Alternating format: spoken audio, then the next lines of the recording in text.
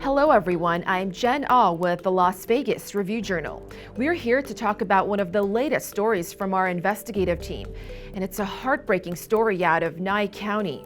A year ago, 3 members of an Idaho family died when the driver of a pickup truck, high on opiates and meth and going about 90 miles an hour, hit their SUV head-on north of Beatty on US Highway 95. 2 adults and a 12-year-old girl died, and 2 other children were injured. About 2 hours before the crash, Nye County deputies had questioned that driver of the truck, and even though they suspected he was high, they let him go without conducting a field sobriety test, according to body cam video. Now the driver, 33-year-old Tyler Kennedy, later pleaded guilty to 3 counts of DUI causing death. The victims' families are left asking, how could this have happened? To knowingly let a person drive away who you know is intoxicated on an illegal substance is like letting an unguided missile go wherever it wants. He was an unguided missile and they allowed it. I'm joined now by investigative reporter Art Kane, who has spent months investigating this case. Art, thanks so much for joining us today. Sure. As we said, the officers observed Kennedy was high before they let him go. Why did they think that, and why didn't the officers stop him from driving if so? Well, they thought so because they found drugs in the car. One of the officers said his eyes were pinpoint, meaning constricted, which is usually a sign of opiate use.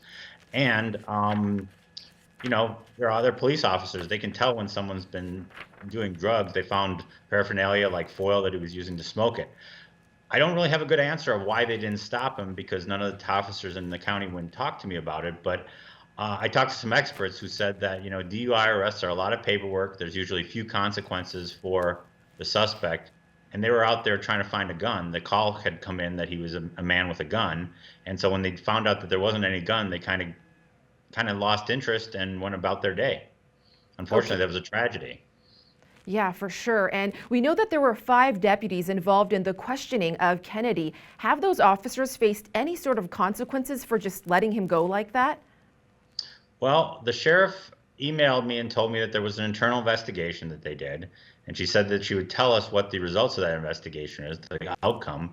And then they never did. I repeatedly asked for it, and they repeatedly ignored it or refused to provide any kind of documentation. So we know there was an investigation. We know they looked into it, but we don't know if anybody was disciplined. We know that the officers are all still working at the county.